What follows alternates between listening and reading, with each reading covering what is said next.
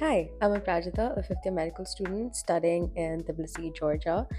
And I have gotten so many texts from parents and students flooding my Instagram DMs, flooding my WhatsApp, admission, fees, accommodation, day to day life, the sort. So, a few days ago, I posted an Instagram story asking y'all to drop your questions, and I've compiled everything together and I've tried to make this into an honest, real, complete student guide covering everything A to Z. Firstly, how do students come to Georgia?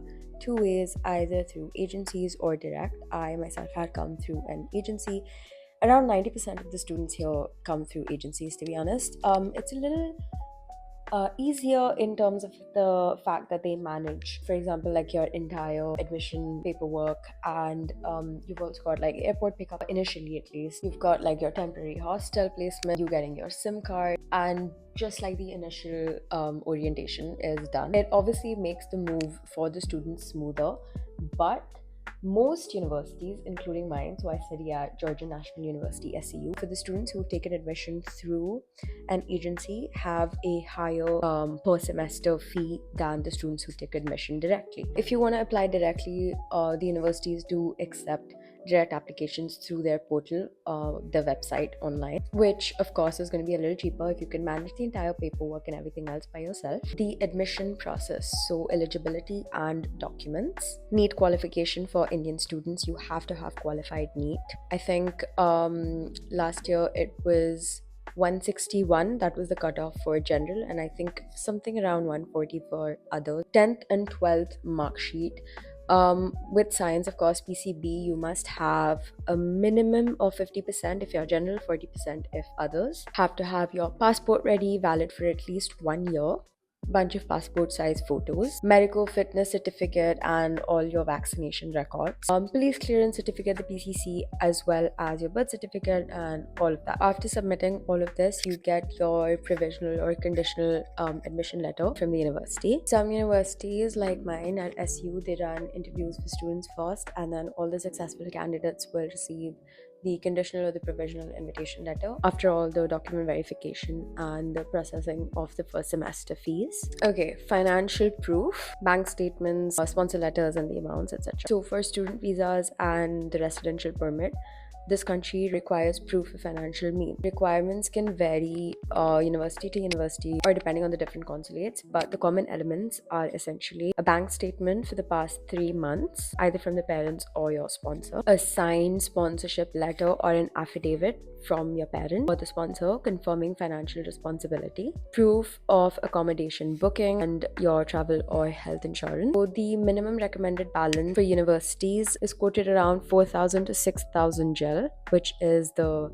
national currency, so it's Georgian lari, in a Georgian bank for processing your residence permit. Because requirements change and universities differ, I would recommend keeping around 4,500 to 6,000 gel. I personally had 6,000 gel in my bank account while applying for the visa. Also, make sure to be carrying all your notarized sponsor letters as well as all the recent bank statements. Okay, which universities to consider in Georgia? There are a ton of great universities. I'm just going to list a few of them off of my notes over here. I study in Georgian National University, SEU. It's an amazing university. Apart from that, we've got Tbilisi State Medical University, that's TSMU, Geomedi, Ilia State University, GAU, GAU, Georgian American University, DTMU, Caucasus University, Alta University, Tbilisi State University, TSU, Tbilisi Medical Academy, TMA, NVU, New Vision University, Grigol University, EU, European University, CIU, Caucasus International University, EEU, East European University, etc. So all of these obviously offer an English medium course for medicine, and they are all listed in the World Directory for medical schools. You yourself can check the world directly as well as the ECFMG sponsor notes if you're planning to pursue the American licensing later on. So most of the students here study in the capital of the country, that's Tbilisi. All of these universities that I just mentioned are all based off of in Tbilisi, but there are other cities like Tbilisi or Batumi where a lot of Indian students also study. But I would suggest as a student you choose Tbilisi because it is obviously the country capital and you've got everything on the tip of your fingers, to be honest. All right, packing, what to bring, clothes, tips, etc. Essentials to bring from India. I would suggest not to get a lot of clothes you do get everything here. We've got a ton of malls, you've got a lot of thrift stores if that's what the students are into. But initially, of course, especially if you're coming during winter, September, October intake, get warm winter clothes, maybe one or two winter jackets, heavy jackets, boots, thermals, gloves, etc. The basics. It does snow sometimes, but even if it doesn't, like, it gets very chilly. Have like your basic medicines intact, ibuprofen, paracetamol, methylspars, anything else that you need, any commonly used antibiotics that you do have prescribed by your doctors. Apart from that, any other medicines, because it's not like India where you get everything on the counter. For most of the medicines here, you do need a doctor's prescription, so it's kind of easier to get everything that you know that you need from India. A small masala or spice kit for cooking, all your electronics, so your phone, your laptop, your MacBook, your iPad, your power bank, the universal EU plug adapter. So Georgia uses the 2-pin European plug, all your original as well as notarized copies of all your important documents, passport, mark sheets, neat scorecard, your admission letter. If you do want to shop over here, I just think it's kind of important to put it across. Branded clothes over here are a little more expensive than they are in India.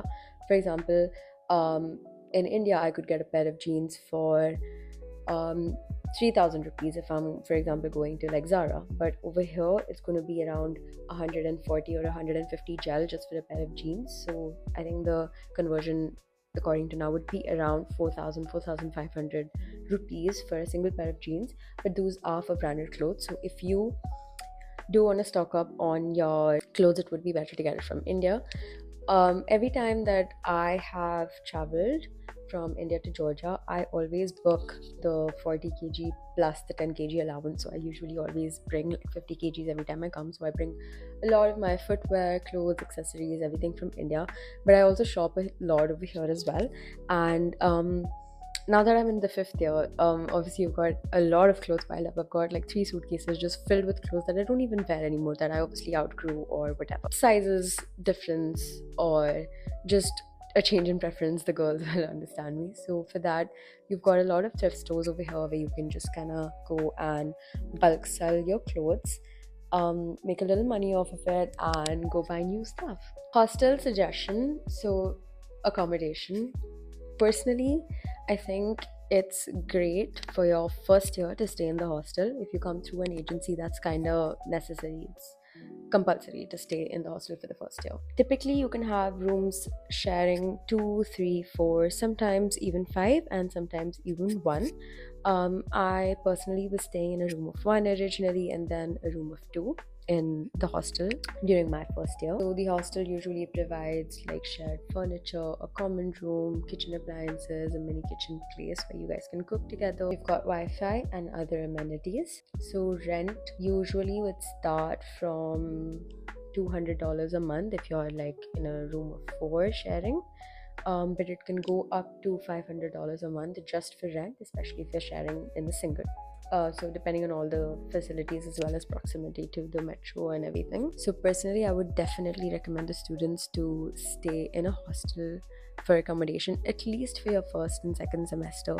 Get to know everyone around you. Of course, the hostel would mostly have students from your university itself, so it's kind of easier to get to know everyone. You can travel to and from universities together, have the late night Maggie sessions, just like gossiping, chilling, studying together. It's really nice, but I think after the first year, it's also very important to shift out into the apartments and kind of just lead life by yourself. Understand what you want, understand that the people around you might have a different goal in life and might view life a little differently than you do. Talking about me personally, for the first year I stayed in the hostel. After that, I've shifted out into the apartment.